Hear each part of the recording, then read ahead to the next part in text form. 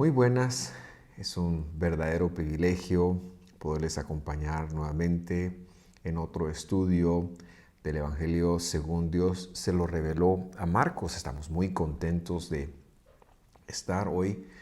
Veremos la parte número 4, este es el cuarto estudio y vamos a pasar del capítulo 1.1 al capítulo 1, versículos 2 y 3, ¿verdad? Vamos a empezar a avanzar. Pero antes de entrar en materia, quería saludarlos cordialmente a todos. Este estudio se origina desde Misco, en Guatemala. Estamos transmitiendo en Premiere en dos plataformas, Facebook y YouTube. Si usted nos está viendo en diferido, también le damos una cordial bienvenida. Y recordarle que nos dé me gusta si usted está en Facebook o si está en YouTube, si pudiera suscribirse a nuestro canal para que pueda recibir las notificaciones cuando estemos en vivo. Tenemos muy buen material. Especialmente quiero hacer referencia al canal de YouTube en donde almacenamos en listas de reproducción algunos estudios como la Carta a los Gálatas, las citas del Señor y también las predicaciones y por supuesto este estudio de Marcos que estamos llevando ahora. Así que le esperamos y esperamos también que sea de mucha bendición para usted. Queremos empezar con una oración pidiéndole a nuestro Dios la habilidad de poder conectar lo que Él tiene para nosotros en este día. Gracias, mi Dios, porque a lo largo del tiempo tú permites que estos estudios se sigan llevando a cabo y tú permites que haya personas que los vean. Te pido, Señor, en el nombre que tú nos dejaste para pedir, en el nombre de Jesús, que nuestro entendimiento pueda crecer un poquito todos juntos mientras nos adentramos en los misterios de tu palabra y que tanto este servidor como cualquiera de las personas que nos sintonizan del otro lado de una pantalla puedan tener o podamos tener un crecimiento en esta revelación. Abre nuestros ojos a lo que tienes para nosotros en este día. Con esto en mente te damos gracias y te pedimos que así sea. Amén y amén. Bueno, vamos a iniciar, como es mi costumbre, con un pequeño repaso. Este repaso de alguna manera es un poquito más que un repaso, porque yo sé que el concepto del Hijo de Dios que veíamos hace una semana es algo que puede generar un poquito de confusión. Yo le invito a revisarlo una y otra vez y si tiene alguna duda, plantearlo en los comentarios y podemos iniciar una conversación al respecto. Pero recordar que el Hijo de Dios, el hijo de Elohim, que sería en este caso el Ben Elohim, hijo de Elohim, que sería el concepto teológico, es una función teológica de Dios en la cual Dios mismo, no un junior, sino Dios mismo, de alguna manera se despoja de su gloria, jamás de su divinidad, pero sí de su gloria, para descender a la tierra. ¿Por qué se despoja Dios de su gloria? Porque si Él desciende con toda su gloria, destruiría a la raza humana y su intención era salvarla. Entonces Él desciende a la tierra despojado de su gloria, pero sin dejar de ser Dios, con la plenitud de los atributos de Dios. Y esto es algo que tenemos que repasar una y otra vez, porque es muy importante que nosotros nos quitemos la costumbre de ver a Jesús como un junior y de verlo como Dios mismo. Cuando a él le preguntaron acerca del mandamiento más grande, lo que él respondió, o más importante, lo que él respondió fue: escucha, Israel, el Señor nuestro Dios, el Señor uno es. Y una vez Jesús está acá, mantiene un enlace con la divinidad, con las promesas, con los preceptos, con las ordenanzas que Él dejó establecidos en el mundo espiritual, en el cielo, y todo eso es lo que se llama Abba, algo que se ha traducido como Padre, pero que genera un poquito de confusión, especialmente en el sentido de que nos lleva a ver a Dios como dos personas separadas, un padre y un junior. Esto no es la idea bíblica, aunque sí es la idea de muchos, pero no es la idea de la Biblia interpretada desde su contexto original. Entonces es muy importante notarlo, es muy importante enfatizarlo, y también es muy importante notar que la escritura muchas veces, ya lo decíamos hace una semana, hace uso de la tercera persona cuando está hablando de la misma persona. Le pongo un par de ejemplos. En el libro de Génesis existe un personaje descendiente de Caín que se llamaba Lamec. Yo creo que esto está en el capítulo 5 o en el capítulo 4 de Génesis. Y Lamec le habla a sus mujeres y las nombra y les dice algo así como: escúcheme, mujeres de Lamec. Pero no es que le está hablando de las mujeres de alguien más, sino está hablando de sí mismo en tercera persona. El salmista también repite esta idea cuando entona esa su canción tan famosa que dice: bendice garganta mía al Señor, o bendice, nos han traducido, alma mía al Señor. No es que está hablando de una cuestión separada, él está hablando de él mismo, de su vida, de su persona, pero esta es una idea muy repasada en la Escritura.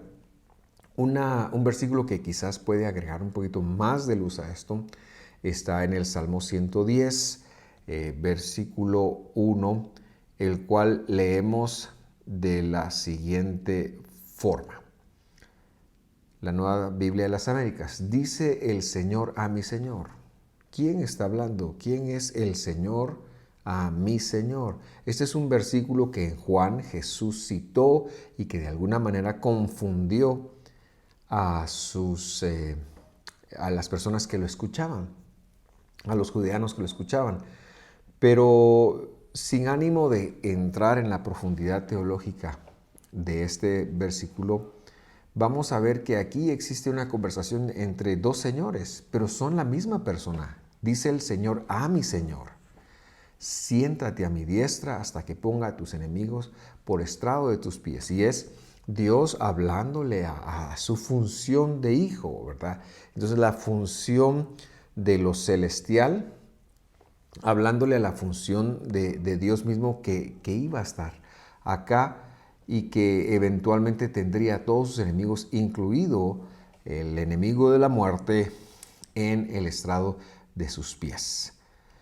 Mis queridos hermanos, el Ben Elohim, o el Hijo de Dios, es un trabajo de Dios que en muchos aspectos se cumplió en la resurrección de Jesús, o este versículo, perdón, se cumplió en muchos aspectos en la resurrección de Jesús, pero la llenura completa de esta escritura tendrá lugar cuando el Señor sea coronado aquí en la tierra en su siguiente venida.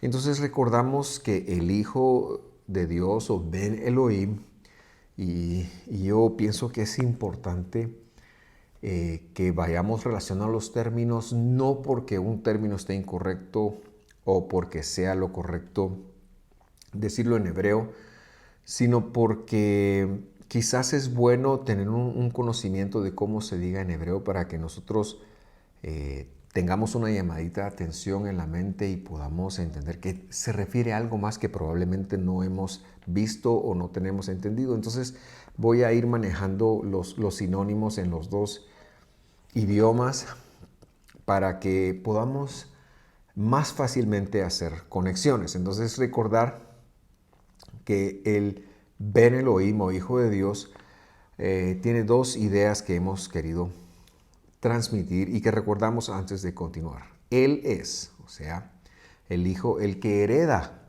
el que viene, el portador de la herencia aquí en la tierra y que trae una función salvífica, ¿verdad? Y la otra idea que también recordábamos que hablábamos la semana pasada es que Él, el Ben Elohim, es el cuerpo de Dios. Él es el cuerpo de Dios. Él es el portador de la divinidad misma en forma de un cuerpo de Dios aquí en la tierra.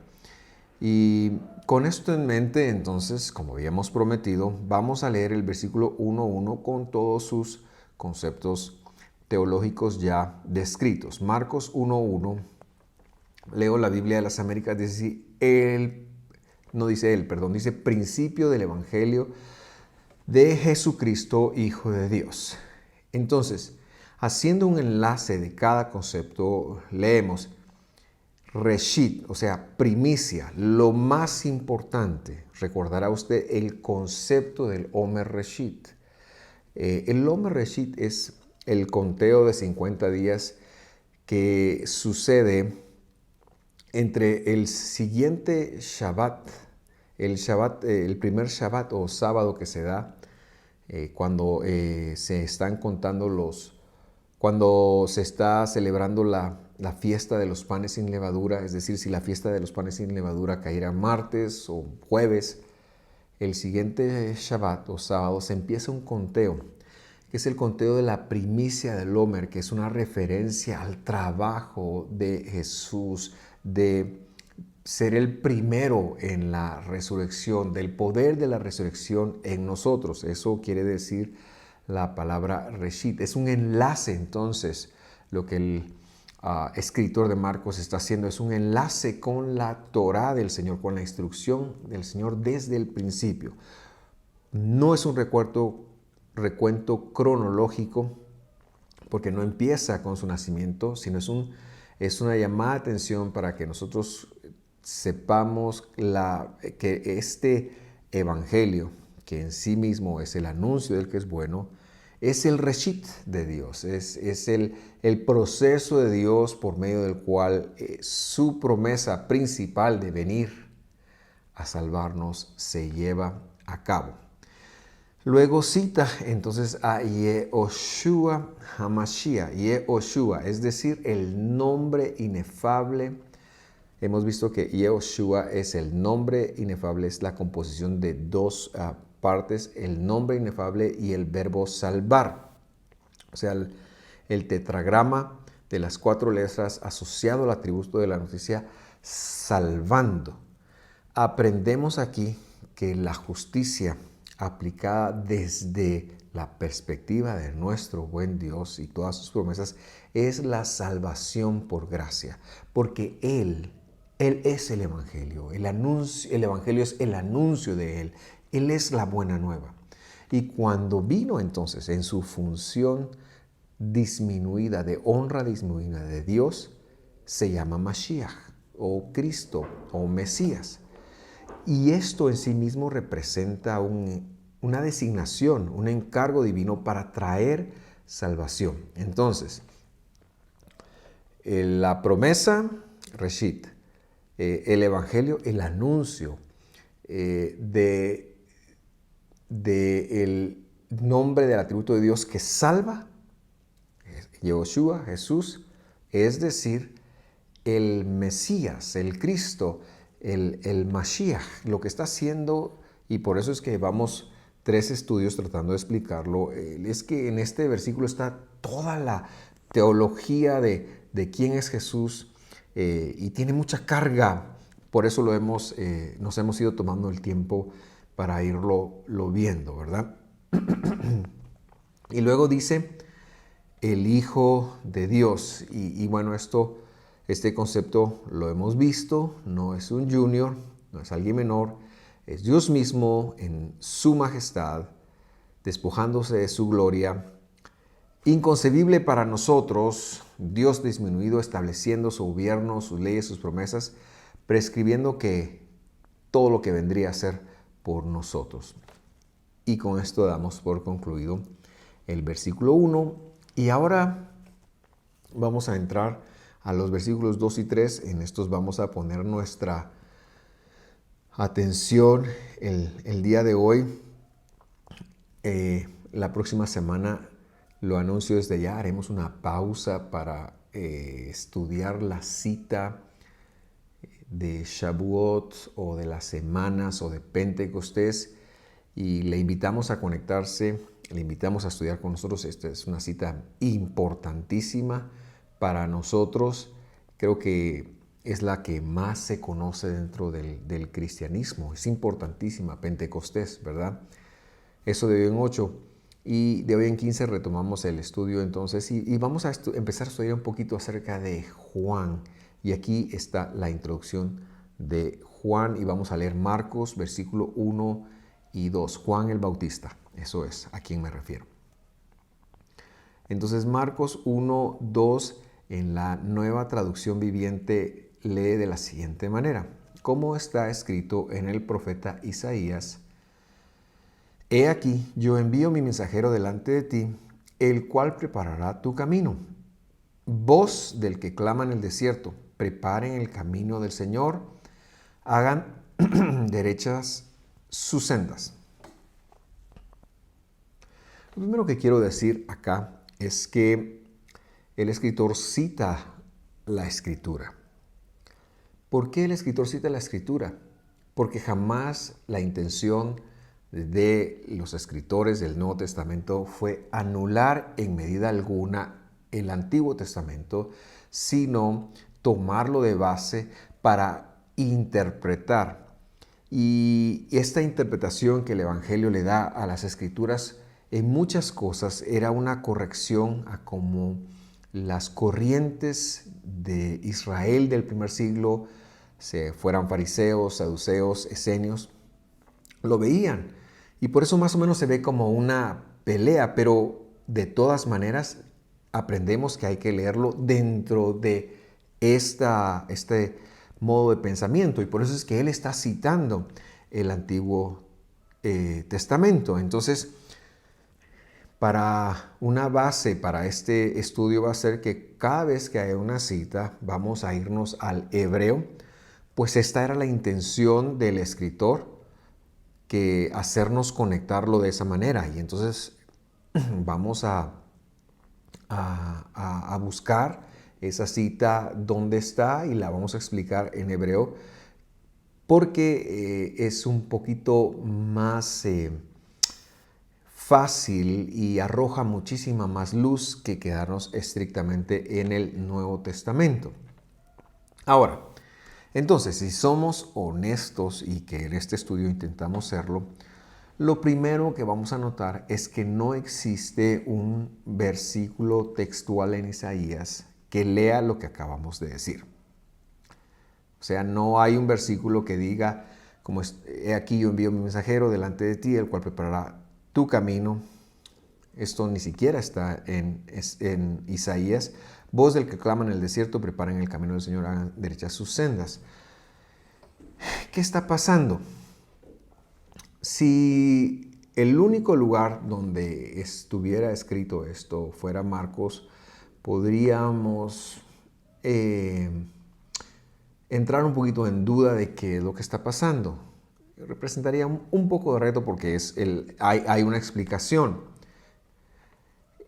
Pero este pasaje también aparece en Mateo y Juan, y eso dice mucho y sostiene lo que hemos venido diciendo. Esta gente, este escritor, el escritor de Marcos, tenía una profundidad teológica en el hebreo impresionante. No era cualquier persona, era alguien versado que sabía utilizar la forma de estudio. Era alguien que había estudiado.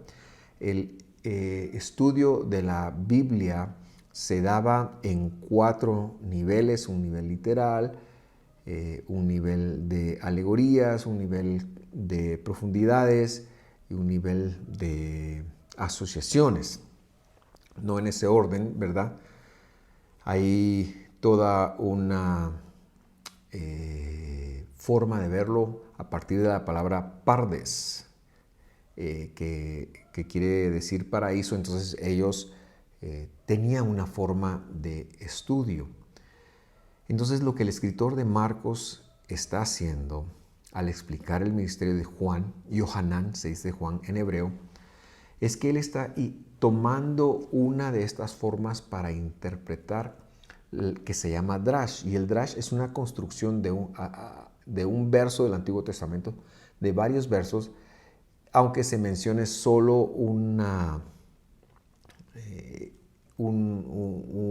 referencia. Por ejemplo, él podría haber dicho, como dice Salmos, y haber tomado un salmo, una palabra de Levítico, una palabra de algún profeta, y eso estaría bien. Eso se llama drash, porque lo que hace el escritor acá, y que es algo que solo lo podría hacer un letrado en hebreo, es por asociación de ideas y de palabras, crea algo, una enseñanza sostenible. Marcos, entonces, no se equivocó de que esto estuviera aquí o no estuviera acá, sino él, como hemos mencionado, incluso desde el primer estudio, probablemente esto prueba que escribió su evangelio en la lengua semítica aramea y que luego lo tradujo, y pues como sabemos las traducciones siempre pierden un poquito de esta luz cuando el idioma receptor, como es el caso del griego, no fuera profundamente tan teológico como si lo son el hebreo y el arameo. Entonces, Marcos aquí está asociando dos versículos, dos escrituras del Antiguo Testamento, dos escrituras proféticas, una de Malaquías y una de Isaías, y vamos a verlas en el orden que Marcos las cita. La primera entonces es en Malaquías 3:1. Y lo veremos de la siguiente manera. Vamos a leerlo en alguna versión, creo que en la Biblia del Jubileo la vamos a leer. Y luego haremos una traducción más literal para ir extrayendo el mensaje de cada texto, especialmente del de Malaquías, que es el que más me interesa porque es el base. Malaquías 3:1, Biblia de Jubileo, dice así: He aquí, yo envío mi mensajero, el cual barrerá el camino delante de mí, y luego vendrá a su templo el Señor a quien vosotros buscáis, y el ángel del pacto a quien deseáis vosotros. He aquí viene el Señor, dijo el Señor de los ejércitos. Y bueno, vamos a probar entonces que las traducciones, más que traducir, interpretan. ¿Cómo entendería usted este versículo? Como que Dios va a enviar un mensajero delante de él, que vendrá a barrer o a limpiar el camino delante de él. Luego no está muy claro quién es el que va a venir al templo, pero después iba a venir como un ángel de un pacto, y cuando vemos la palabra ángel, inmediatamente pensamos en un ser creado. Pero es como un tercero. Entonces, si vamos al hebreo, y lo vamos a leer de una manera un poquito más literal, y lo vamos explicando poco a poco, usted va a ver lo distinto que este mensaje nos dice, que era la idea de Marcos. Malaquías 3:1, traducción literal. He aquí, yo envío o enviaré, también puede verse a futuro, mi mensajero. Este Malaquías, tenemos que tenerlo en mente, está escribiendo unos 400 años antes del Mesías, ¿verdad? Antes de la venida de Juan el Bautista. En primer lugar, la palabra mensajero es la palabra malaj. Se ha traducido como ángel, pero enfatizamos, un malaj es un mensajero, alguien que porta un mensaje divino. Esto puede ser una piedra, esto puede ser por ejemplo, el asna que le habló a Balaam, allá en el libro de Números, Este era un mensajero, era un malaj de parte de Dios. Algunas veces ese mensaje venía por medio de un ángel y también le llamaban malaj. No estamos hablando que en contra de los ángeles o que no existan, para nada. Al contrario, afirmamos que existen. Pero lo que sí estamos diciendo es que la palabra malaj no quiere decir ángel, quiere decir mensajeros. Algunas veces uno de esos mensajeros es un ángel, ¿verdad? Pero malaj es alguien que porta entonces un mensaje de Dios, ¿verdad? Entonces de aquí yo envío mi mensajero. Sigamos con la interpretación. He aquí yo envío mi mensaje, yo envío o enviaré mi mensajero. Él, dice, mensajero limpiará o quitará obstáculos de un camino para mí o de un camino delante de mí.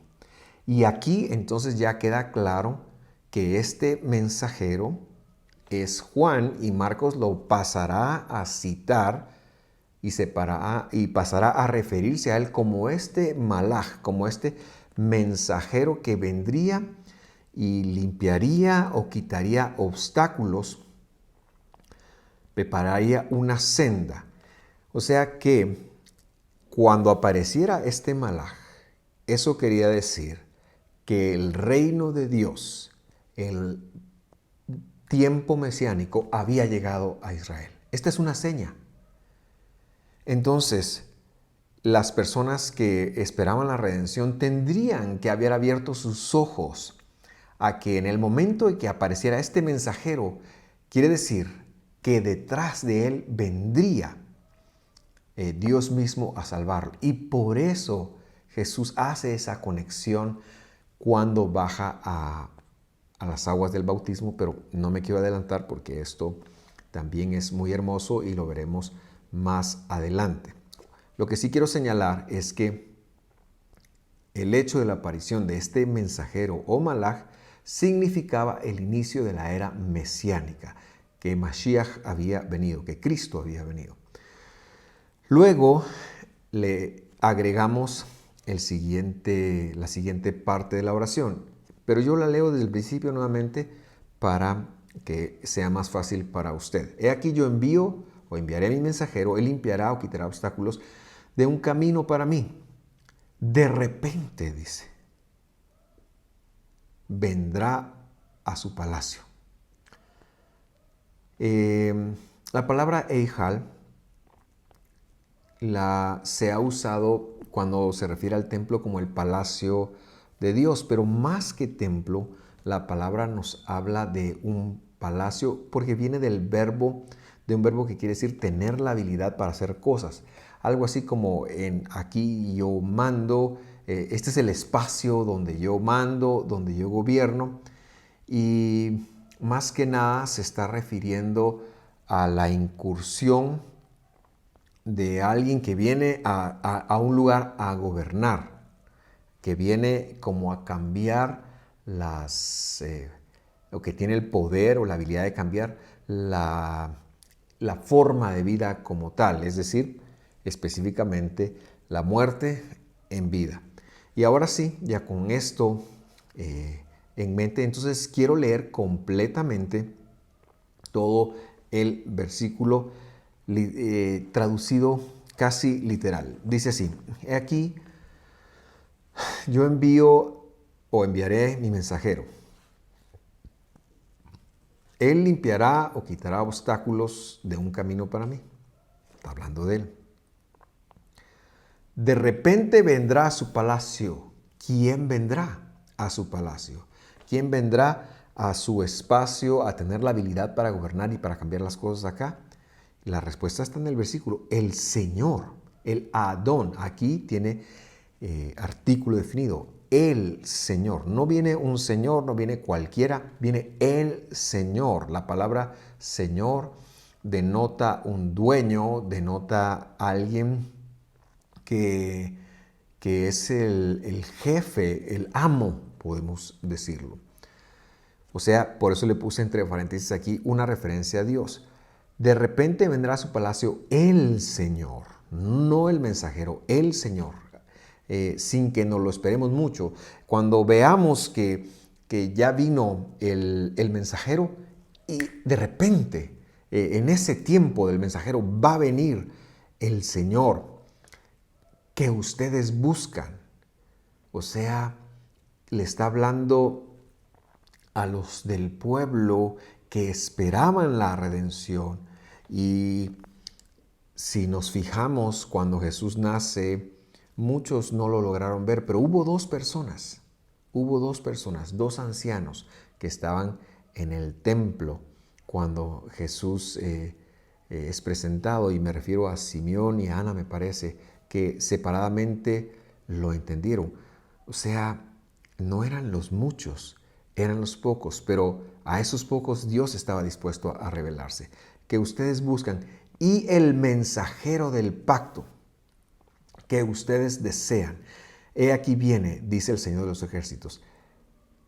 Y aquí el mensajero del pacto, muy bien podríamos leer, de repente vendrá a su palacio el Señor que ustedes buscan. Es decir, el mensajero del pacto, el Ben Elohim, el portador del mensaje de redención, de la promesa hecha a Abraham, el mensajero del pacto. En la gran mayoría de versiones, yo lo busqué, dice el ángel del pacto, pero nosotros no esperamos ningún ángel del pacto porque no hay un ángel. Jesús no fue ángel, Jesús es Dios mismo descendido a la tierra. No podemos pensar de él como un ángel, por eso Hebreos dice, ¿a cuál de sus ángeles ha dicho, siéntate a mi diestra? No lo ha dicho a nadie, no es un ángel, es un malaj del pacto. O sea, mensajero, la mismísima palabra que está cuando se está refiriendo a Juan, aquí se está refiriendo a mensajero del pacto, y es un atributo de Dios. Es un atributo del Hijo de Dios, del Ben Elohim, que lo hemos hablado.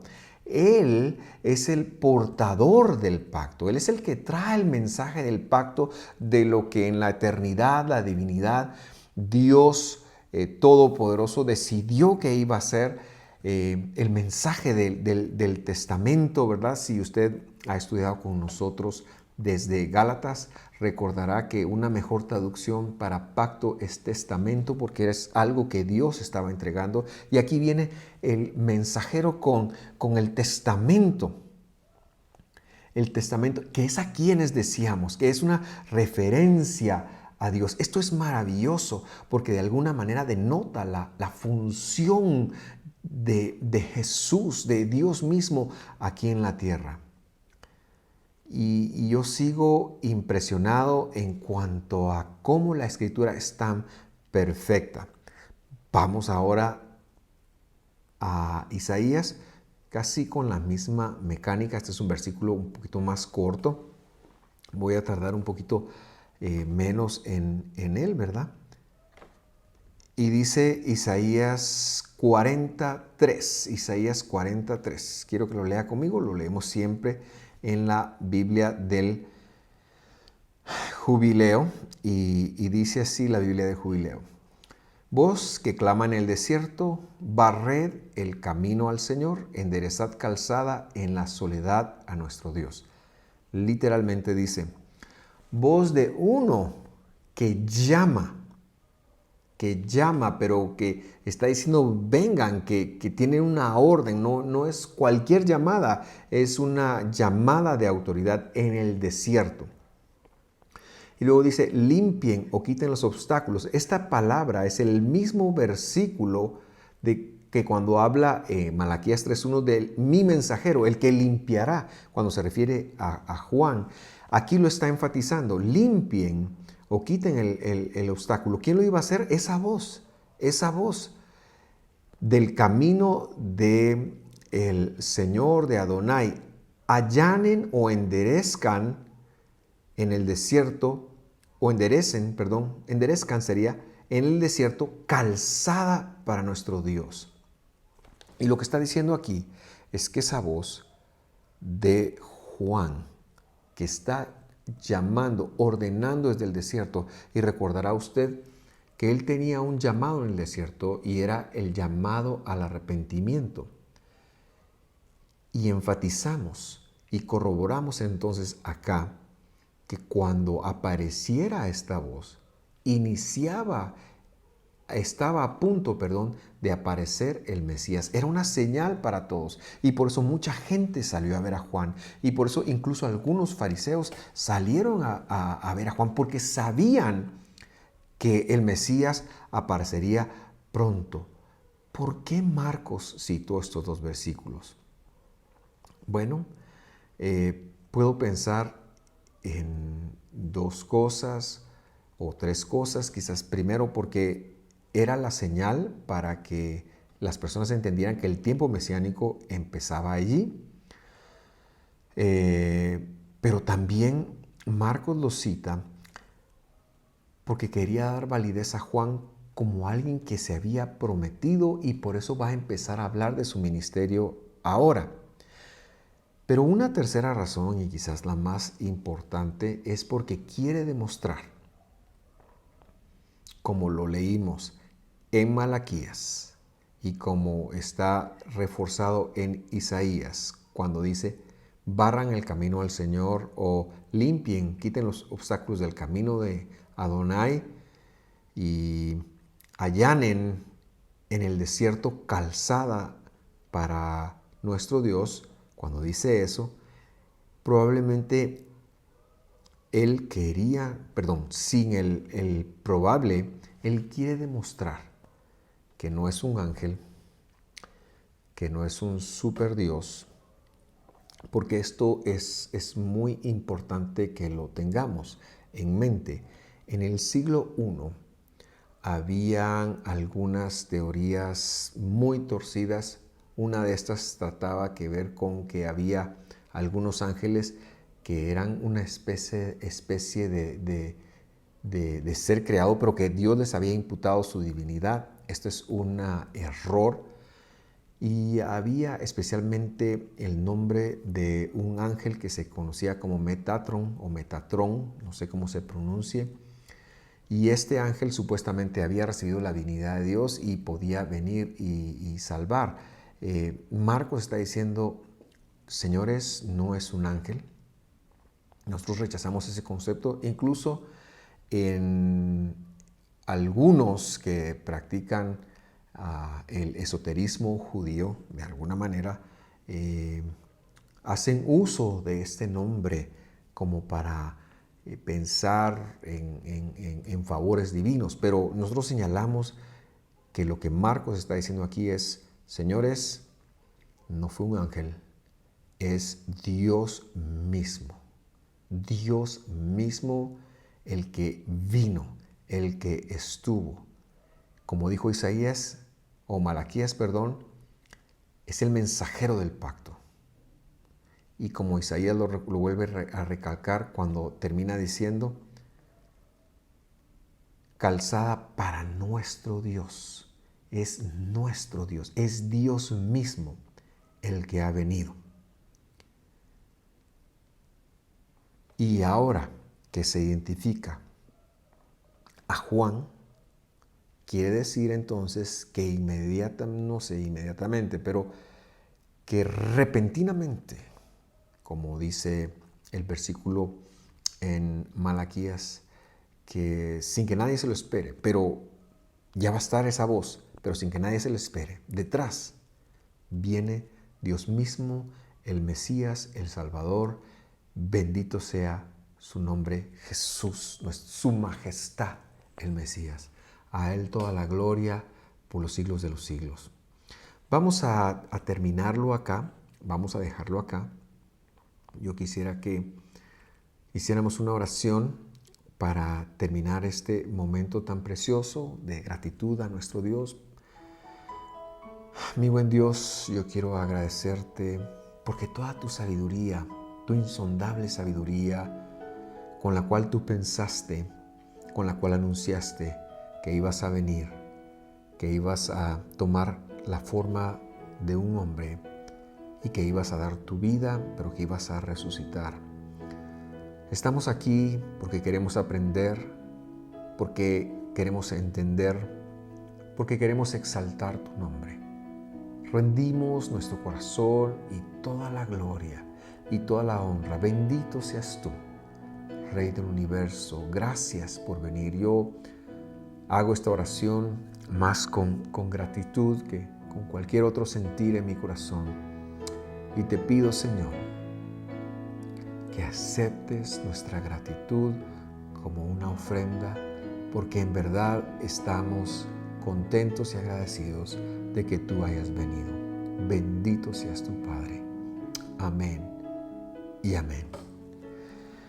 Muy bien, les esperamos la otra semana y como ya lo he dicho, haremos una pausa de hoy en 8 para estudiar la cita de Shavuot y en 15 días continuamos con los estudios de Marcos. Los esperamos en cada uno de ellos. Que Dios los bendiga. Hasta pronto, que estén muy bien.